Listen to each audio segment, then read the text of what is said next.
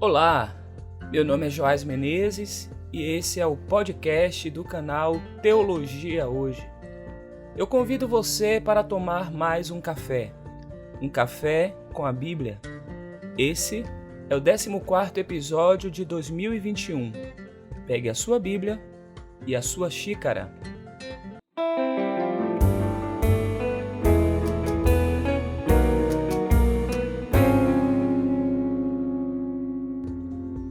Ontem não tivemos o nosso tradicional café com a Bíblia. Devo confessar que eu estava imerso em alguns pensamentos. Alguns pensamentos podem ser expostos, outros podem ser expostos depois de muita reflexão.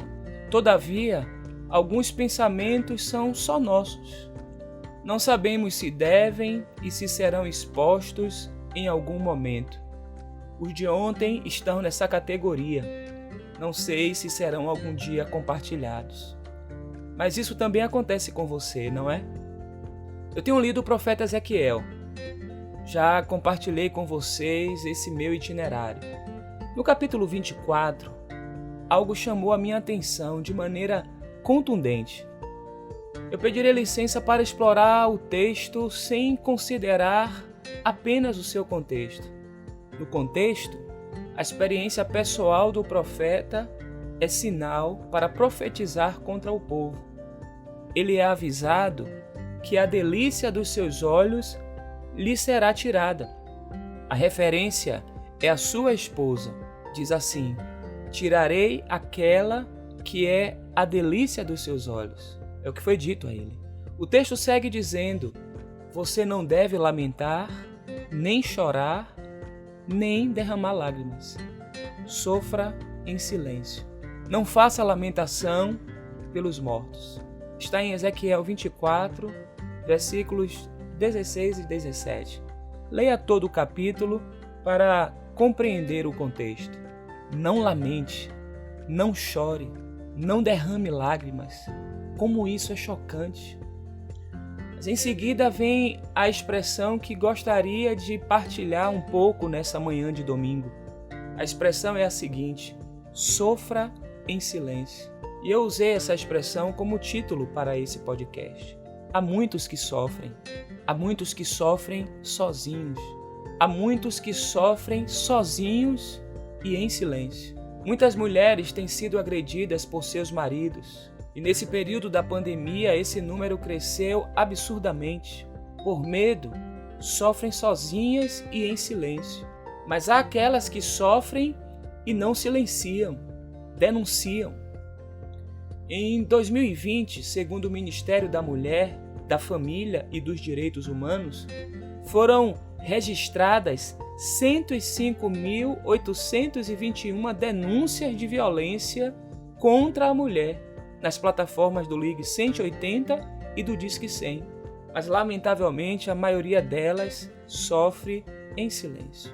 Muitas crianças sofrem violência e sofrem em silêncio. Assim como acontece com muitas mulheres, muitas crianças são violentadas dentro de casa.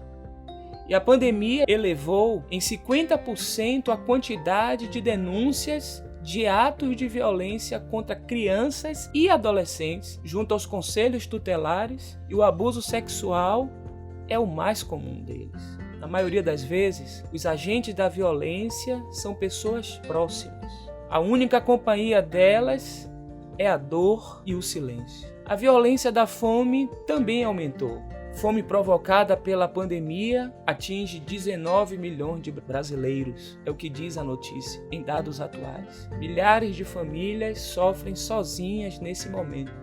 E a minha referência aqui é apenas aos brasileiros e brasileiras. Pessoas sofrem sozinhas agora na UTI por várias doenças.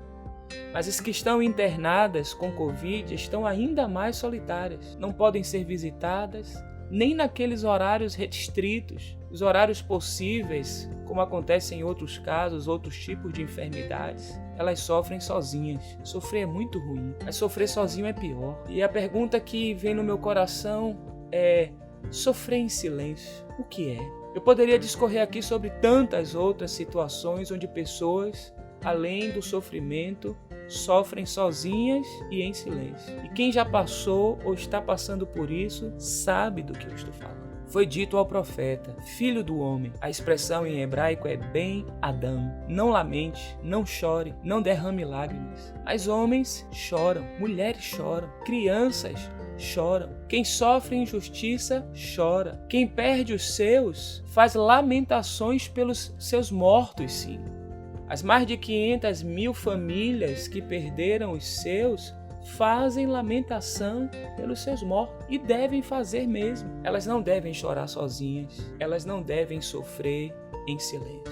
Alegrem-se com os que se alegram e chorem com os que choram. São as palavras do apóstolo Paulo quando escreveu aos Romanos. Está no capítulo 12, versículo 15. Quem chora não pode e não deve chorar sozinho. Em outro lugar, no Evangelho de João, tem uma passagem que diz assim: quando Maria chegou ao lugar onde Jesus estava, ao vê-lo, lançou-se aos seus pés, dizendo: se o Senhor estivesse aqui, o meu irmão não teria morrido. Quando Jesus viu que ela chorava e que os judeus que a acompanhavam também choravam, agitou-se no espírito e se comoveu e perguntou: onde vocês o puseram? Eles responderam: Senhor, venha ver. Jesus chorou. Então os judeus disseram: vejam o quanto ele o amava. João 11, de 32 a 36. Quem ama, chora. O choro daquele que em si mesmo abriga o humano e o divino. O choro de Jesus me ensina que devo chorar. E me ensina também que quando choro, não choro sozinho, ele chora comigo. Quando sofro, eu não sofro sozinho, ele sofre comigo. Ele se compadece com as minhas fraquezas. No meu silêncio, na dor do meu coração, posso ter a certeza que o silêncio da minha dor é a voz que grita no seu ouvido, no ouvido daquele que é a justiça. Que quem chora, não chore sozinho, mas tenha sempre com quem chorar. Que quem sofre, não sofra sozinho, nem em silêncio, mas tenha sempre um ombro e outras vozes para gritar junto contra toda a agressão e injustiça. Para terminar, fica aqui a minha solidariedade aos familiares e amigos das vítimas da Covid no Brasil. Se a mensagem desse podcast foi relevante para você, compartilhe esse link com seus familiares e amigos. Siga o nosso podcast na plataforma de sua preferência. Ouça os outros episódios. Assine também, caso ainda não seja assinante, o nosso canal no YouTube. Basta acessar www.youtube.com/teologiahoje. E fica o lembrete, mesmo que já tenha tomado a vacina, continue tomando todos os cuidados. Se já está no prazo para você tomar a sua vacina, vá logo a um posto habilitado. Ainda estamos numa pandemia. Vai passar, mas ainda não passou. Que a bênção do Eterno, que enriquece e não acrescenta dores, seja sobre a sua vida, dos seus familiares e amigos. É a oração que faço, por Cristo Jesus, nosso Senhor.